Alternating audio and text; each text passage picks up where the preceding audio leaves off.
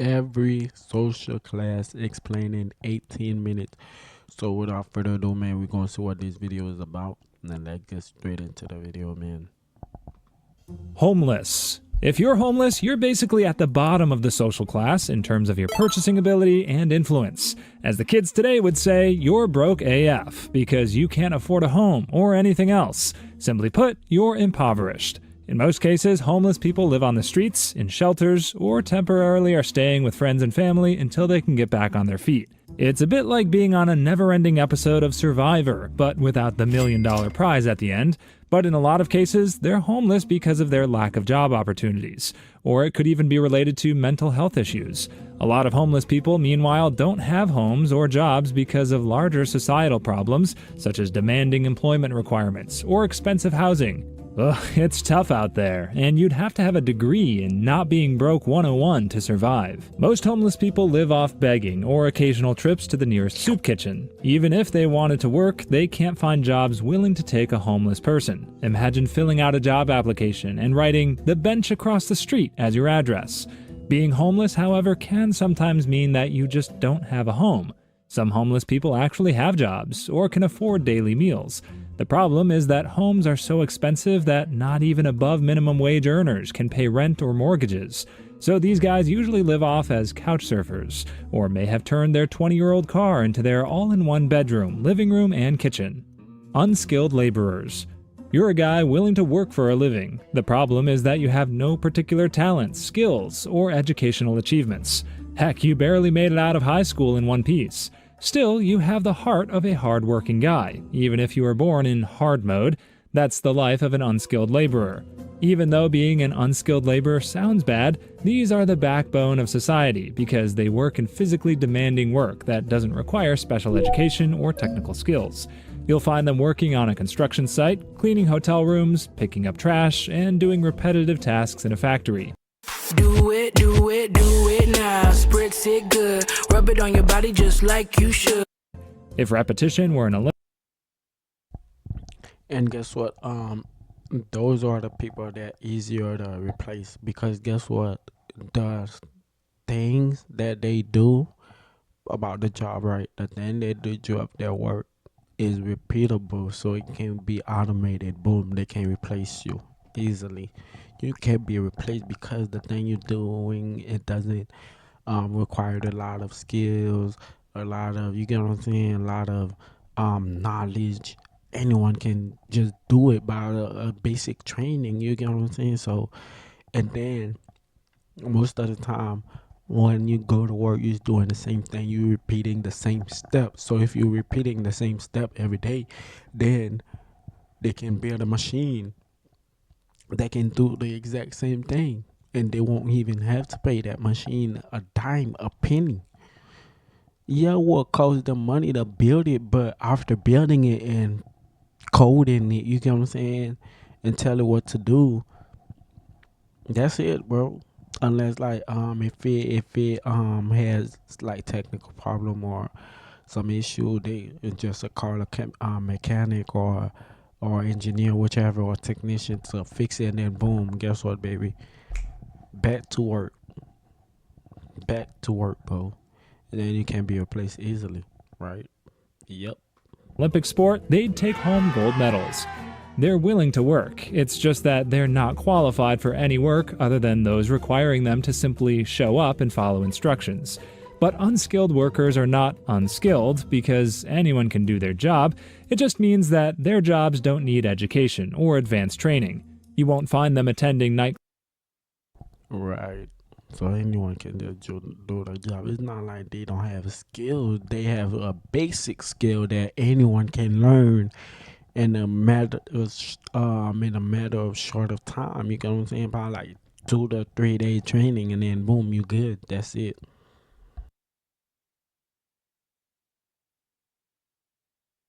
Classes to master quantum physics just to sweep the floors of an office building. Wages for unskilled labor tend to be lower, and unfortunately, these workers sometimes face less job security or fewer benefits compared to those in skilled or professional roles. But their work is essential because without them, daily life as we know it would quickly spiral into chaos. Trash would pile up, construction projects would halt, and everyday services would grind to a halt. Working poor. The term working poor might sound like a contradiction. After all, your parents told you to work hard to avoid becoming poor. But in this economy, you can be a hard worker and still be broke, with a wallet that feels lighter than a feather. The working poor are those who are willing to work. They're sometimes employed in more than one job. They clock out from one. And you can come to work every day, like early, before everyone. You get what I'm saying? You leave late if you don't have a second job, right? You leave late. You do everything. You follow the bro. Most job won't even care about that. Most job won't even care.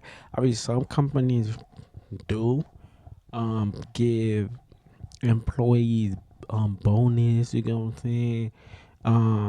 Rewards one day. You get what I'm saying? One day, all good workers and stuff, they get tax done, the task done, everything done. You get what I'm saying? But most job don't care about.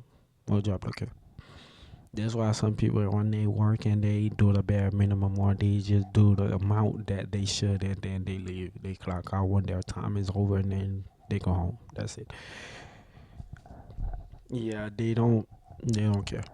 One job and run faster than a speeding bullet to get to their second job. But their wages are too low to cover basic needs. Housing, food, and healthcare are luxury items to them.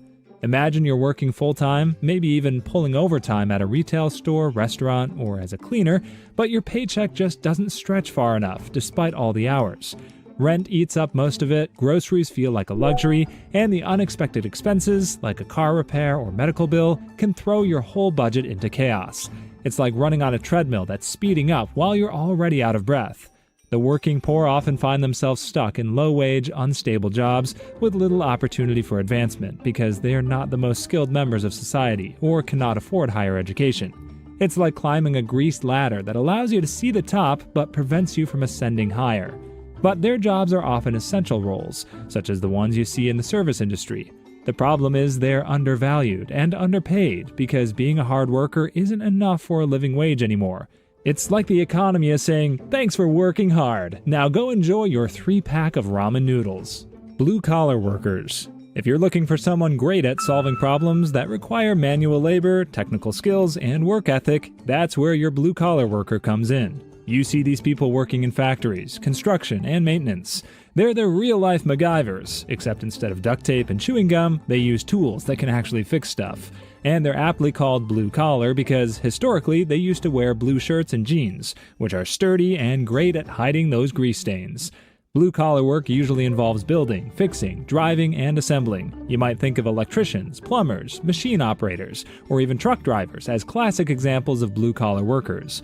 They're the guys making sure the lights stay on, the roads get built, and the products on store shelves exist. Without them, you'd be trying to fix everything with duct tape. If you think being a blue-collar worker means you're at the bottom of society, you're wrong. These jobs require a lot of skill and expertise. Just because blue-collar workers aren't sitting behind a desk, filling out spreadsheets, and dreaming of coffee breaks, it doesn't mean their work isn't complex. For example, electricians need to understand intricate wiring systems. Basically, they're the ones who keep your house from becoming a shockingly chaotic place. Service workers. You're going about your usual day on your way to work by taking the bus before going to your nearest Starbucks to order your favorite caramel macchiato. You're already interacting with 2 different service workers in those 2 activities alone. Whether whipping up your favorite latte or driving you to work, service workers are the unsung heroes of customer interaction. Unlike jobs that create physical products, service workers provide, you guessed it, services.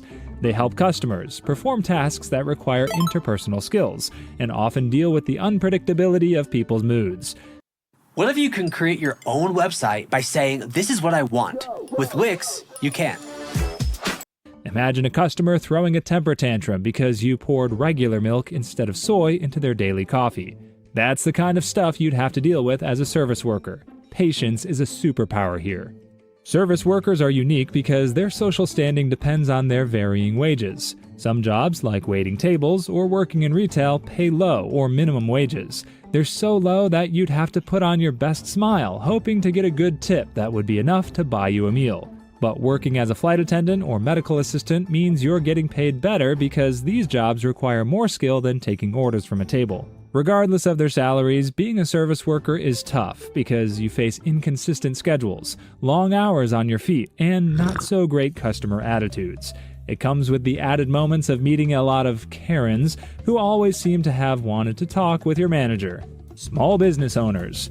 If you're a small business owner, you have an interesting place in the social class because you're the jack of all trades of your business. You juggle different roles such as manager, accountant, marketer, and delivery guy, all to keep the business running. Sure, you might not be rolling in dough, but at least you're needing it because you're a big part of the local economy. Small business owners are the guys who take their dreams, roll up their sleeves, and create something out of nothing. It could be a cozy coffee shop.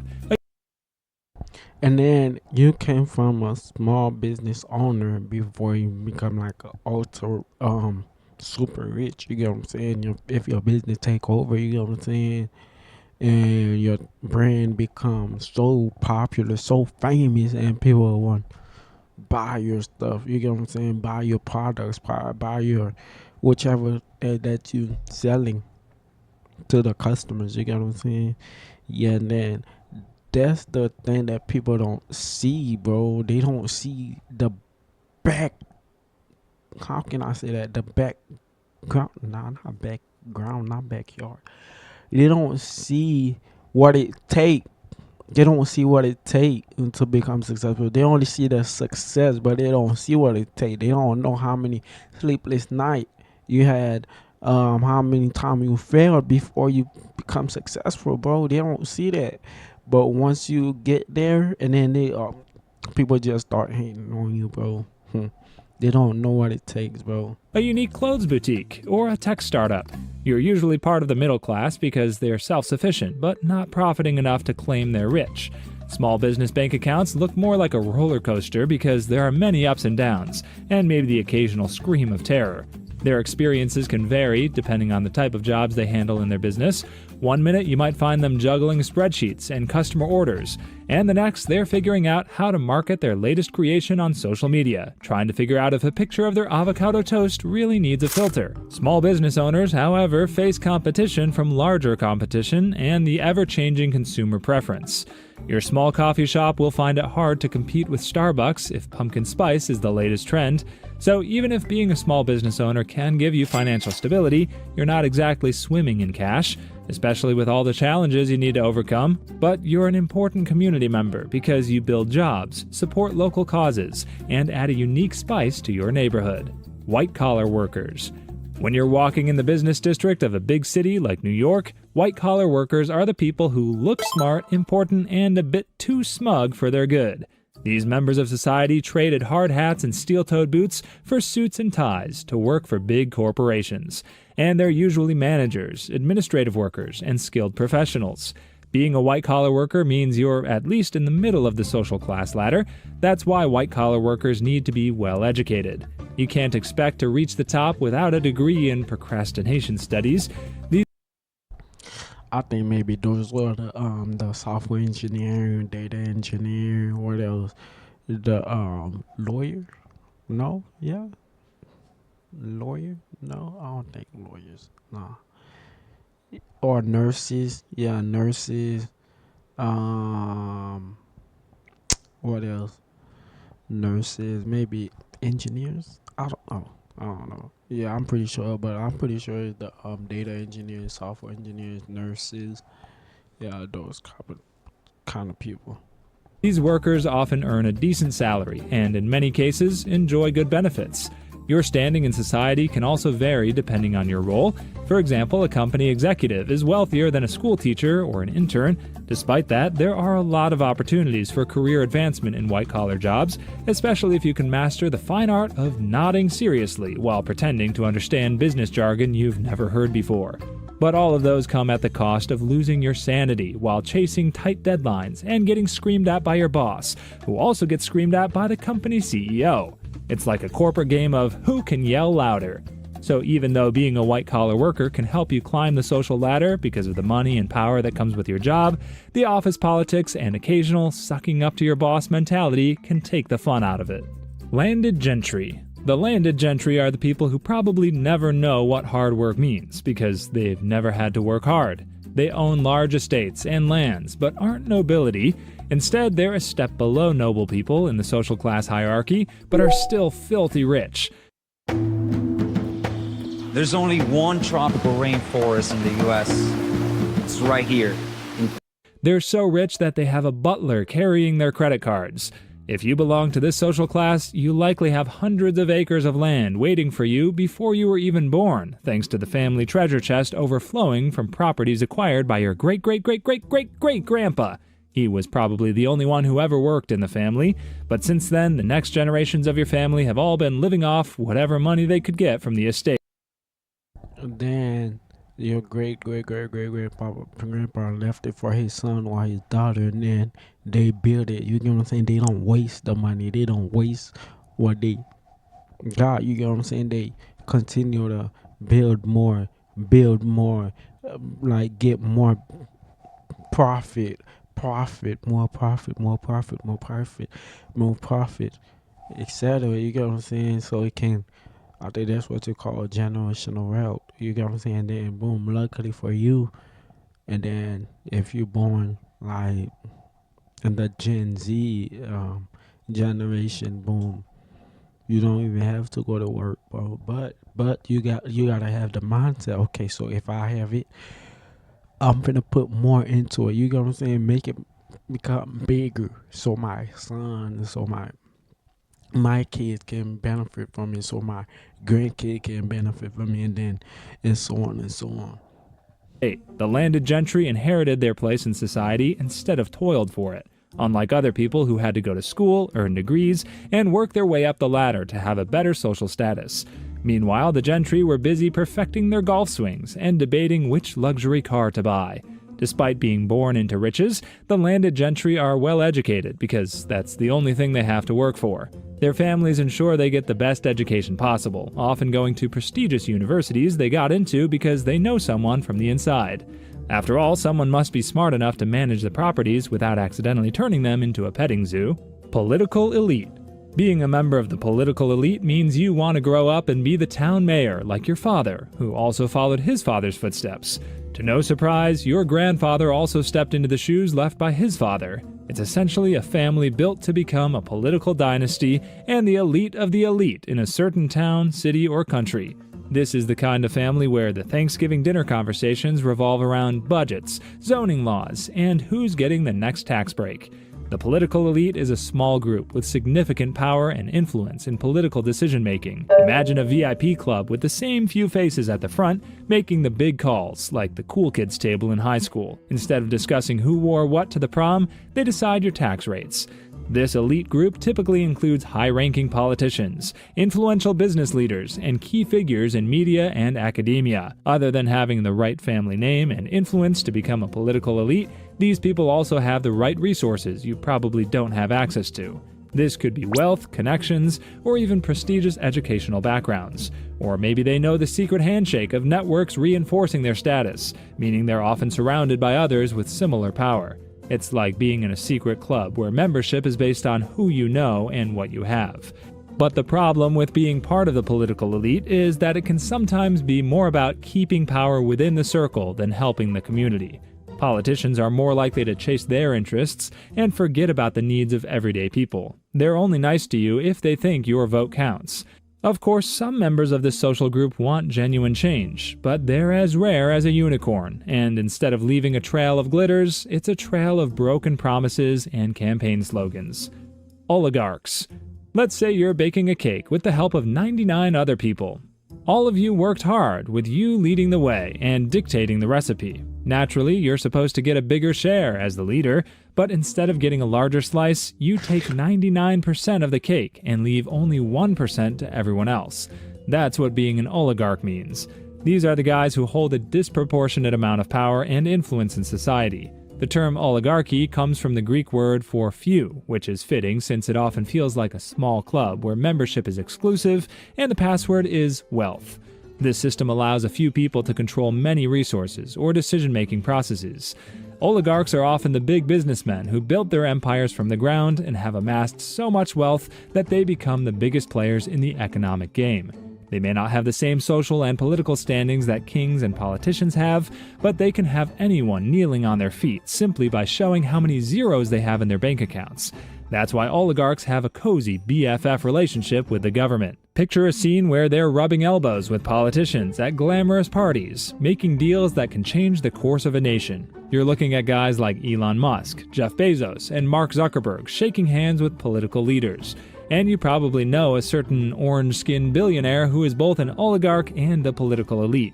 But while oligarchs are important in driving economic growth, it can be a mixed bag. They can also contribute to inequality because no one wants to see one man eating a whole buffet while the rest of society eats the leftovers. Nobility. Amazing got Gabriella to the school dance. Amazing starts at CSL Plasma. Donate plasma.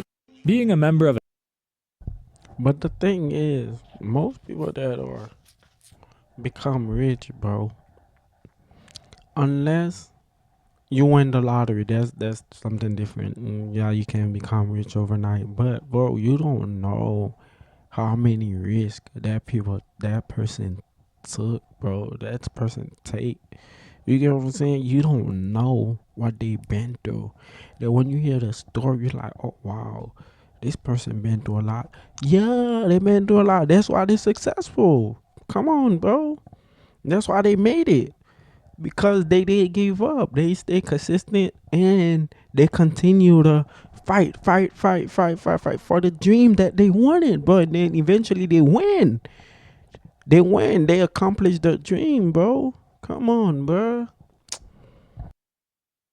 a noble family means you're near the top but could never get there because you just happen to be the cousin of the ruling family. You're 300th in the line of succession, but while you may look pitiful while compared to the ruling class, you're a god to the rest of society because of your money and influence.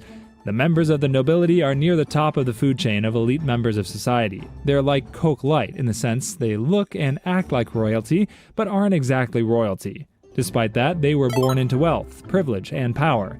In many cultures, being noble meant having titles like Duke, Count, and Baron, often inherited from family. This is where the whole noble birthright idea comes in, where your lineage is a big deal. What sets the nobility apart is that they've owned vast lands or entire cities for hundreds of years. They enjoy lifestyles filled with fine dining, luxury clothing, and fancy parties. Most of these guys were simply born to enjoy a good life, full of the finest things anyone could ever have. Their biggest problem is choosing whether to have truffles or oysters for lunch. Historically, noble people had to protect the people living on their land. Think of them as the medieval version of neighborhood watch. While that's no longer true today, most noble people still have certain political responsibilities. That's why they're educated in the best universities and institutions in the world and are trained in the fine art of swimming in the political sea. In modern times, while the traditional roles of nobility have diminished, titles still exist in many countries, often with ceremonial roles. Some modern nobles engage in philanthropy or politics. Others would rather spend their days riding horses, sipping wine, and eating caviar because they were born into the right family. We on this channel would also one day live the life of a noble person, simply relaxing and eating the finest food in the world. You can help us reach that goal by subscribing to our channel. Royalty. If there's an equivalent of being handed a golden ticket in the lottery of life, it's being born into royalty. When you think of royalty, you may imagine crowns, castles, gold, and probably a few dragons, but royalty is more about lineage, power, and privilege. They're not only handed a golden ticket, but also have silver spoons in their mouths. Traditionally, being a royal family member means you own everything in a country or kingdom. The common folk only exist to serve you, as if God told you to fill in his seat after creating the world. That is why members of the royal family are treated as the elite of the elite, even in today's modern world, where their powers have diminished. Today, royalty is more like a title that doesn't come with any political power. Of course, the royal family is still incredibly rich. That's why you may imagine royalty being about lavish banquets, diamond rings, and luxury cars. It's like they're living in a never-ending Disney movie where their happily ever after came when they were born. However, it's not all about fairy tales and tiaras. Being royal comes with a hefty dose of responsibility. Even though they're no longer political leaders, they represent their countries, participate in diplomatic affairs, and often engage in charitable work to make the royal family look good and noble in the eyes of us common folk. Think of them as the original influencers. They smile, wave, and pose with puppies to distract us from the fact that they probably can't even change a light bulb without a royal decree. However, there are still countries where royals are not only part of national identity, but are the big leaders of the nation. Regardless of their role, royalty holds the top place in the social class ladder, not only because they're rich and powerful, but also because we treat them as a step above humanity, just because they have the right blood flowing through their veins.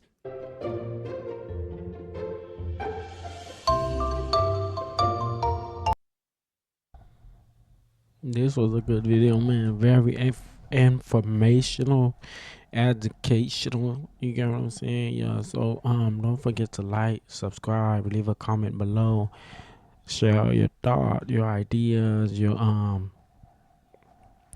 stories, which family you came from, or how you become one of these class members. I don't know. Subscribe, man. Share with your friend and family, and see you in the next video.